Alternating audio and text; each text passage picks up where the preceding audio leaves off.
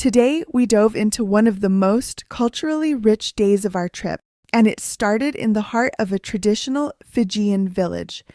Our first stop was the Lawai Pottery Village, where local women have been shaping clay pots by hand for generations.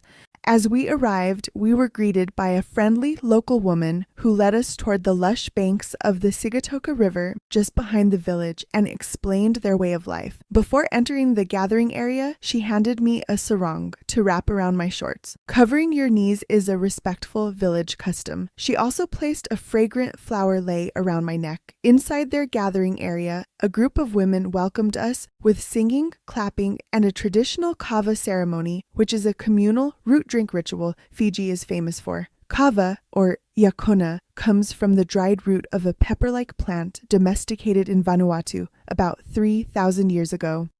Ladies are sitting here. I would like to welcome you in our own mother tongue to say bula. Do you mind to say big bula to the lady? 2, 3. Bula. Bula! Bula! The first one will be Kava ceremony. See, you see the ladies, you see the Kava. Okay. Kava is a member of paper plant. We do plant Kava more than 5 to 6 to 7 years. When it's matured, we uproot it. The root, we cut it in pieces, wash it, then put it outside for sun dry. When it's dry, then we pound it. So it's turned powder using a piece of cloth to mix it. So you'll see the ladies just mixing it. Oh, yeah. So you'll be taking a first bowl. When the cup bell will be coming to you, you clap once, receive the bowl, say bula to the lady. Then you drink. Bula! All for you. Then clap 2 times. Vinaka. Vinaka. Say bula. Bula!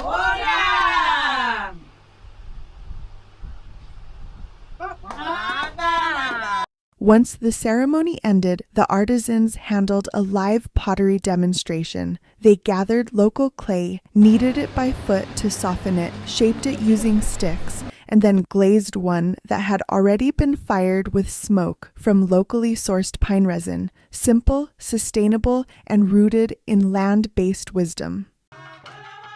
Once the demonstration was over, we were invited to join in a mek, a traditional Fijian dance.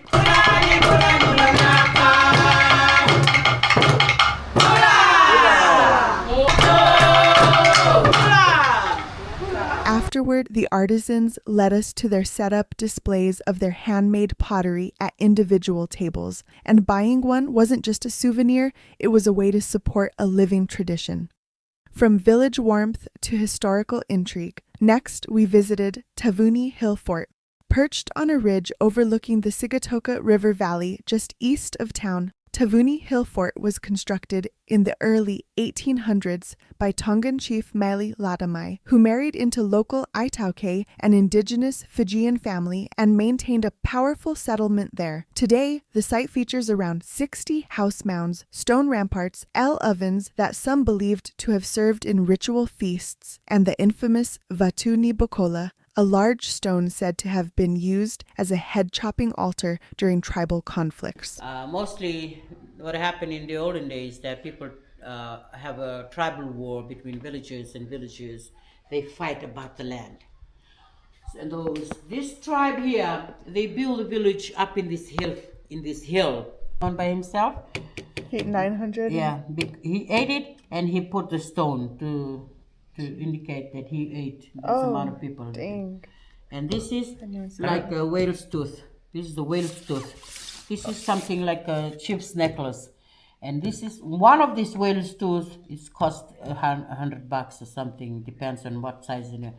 If you ask for the lady on a date, you tell your parents, to take one of the whale's tooth to present it to the parents and said. In the 19th century, Fiji earned the European nickname Cannibal Isles. This was no idle label. Consuming defeated enemies was part of warfare, carried out not from starvation, but spiritual conviction. Ingesting enemy flesh was thought to absorb the fallen warrior's power and strength. The practice culminated in notorious incidents like the 1867 killing and cannibalism of missionary Thomas Baker. Villagers recently uncovered a mass grave buried at the summit.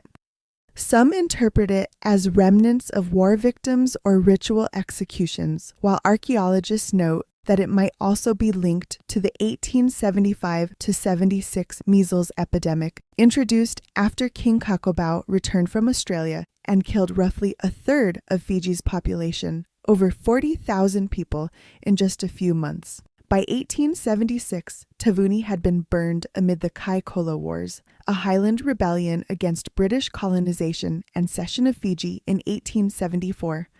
The site lay abandoned until jungle reclamation and rediscovery in modern times. Today, it's preserved as a National Historic Park. Walking through the shaded trails, surrounded by thick trees and stone ruins, it's hard to reconcile the lush peace of the landscape with the stories it holds. The trail itself is well maintained and not difficult. I did the whole thing in sandals, though one of the paths was a bit steeper and less manicured. The views from the top are absolutely stunning. You can see the Sigatoka River weaving through the valley below. One thing I do recommend, bring mosquito repellent. Being in the tree line, it's better to be safe, especially with dengue fever present in some areas. We were absolutely starving, so we asked our hotel for a recommendation in Sigatoka, and they pointed us to Shiva's. When we walked in, the yummy smell welcomed us, and it was filled with locals, so we knew we'd hit gold. The menu was huge, local Fijian dishes, seafood, and a big Indian influence. We started light with crispy wontons and tropical drinks. I will forever be thinking about the chicken curry I ordered. Picture this: 2 bowls, one full of tender, perfectly spiced chicken, the other a rich, savory curry. Every bite was an explosion of flavor I'll never forget. If you're in Sigatoka and looking for something local, do not miss Shiva's. We wandered through Sigatoka's local market afterward, filled with fresh fruits. We picked up a few souvenirs, but mostly just soaked in the lively atmosphere.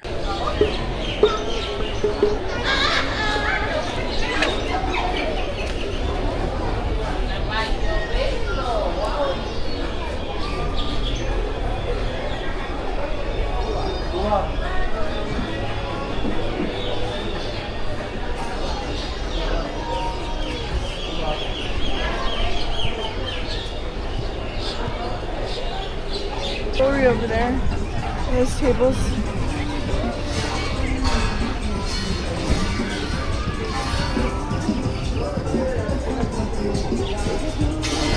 There's jewelry on that table. On our way back to our hotel, we stumbled upon Sand Dunes National Park. Perfect timing? Not exactly. We arrived just before closing and were in sandals, not ideal for dune hiking. We chatted with someone working there and peeked at their little museum. We learned that timing your visit earlier in the day is key, and bring sneakers, not flip-flops, unless you want to burn your feet while sinking into the sand. He also gave us a tip. Gecko's restaurant, which was about a 30-minute drive, was the only place in the area featuring fire dancers that night. Score. He also gave us a recommendation for a place to visit the next day. Back at our hotel, we dove into the pool with a view that felt like ours alone. Seriously, we had it almost entirely to ourselves. We soaked up some peace, then cleaned up for dinner at Gecko's.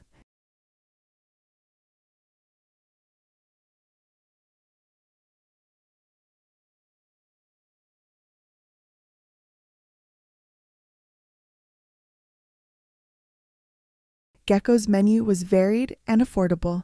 We shared the crispy spring rolls and sizzling Shanghai beef strips. That dish arrived sizzling and overflowing with vegetables and tasty beef. It was really great, especially the veggies. For dessert, we grabbed the chocolate cake with ice cream. Then the fire dancers took the stage. It's been on my bucket list, so I was so excited to see the performance. It was intimate since Gecko's is quite small.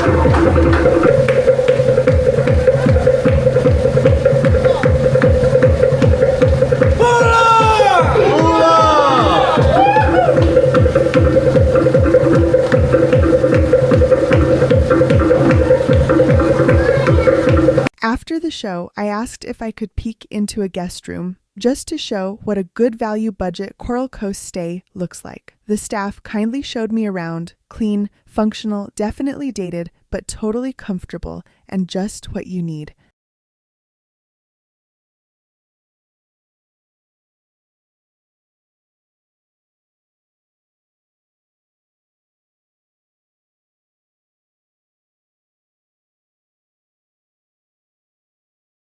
I had to stop and admire the colorful Fijian dollar bills. They're beautiful, full of bright colors and Fijian culture. And that was our last full day and night in Fiji. Next time, our final day on the Coral Coast with a historic stop on the way back to the airport. Don't forget to like, subscribe, and share if you're loving this series. I'll see you in the next one. It's a travel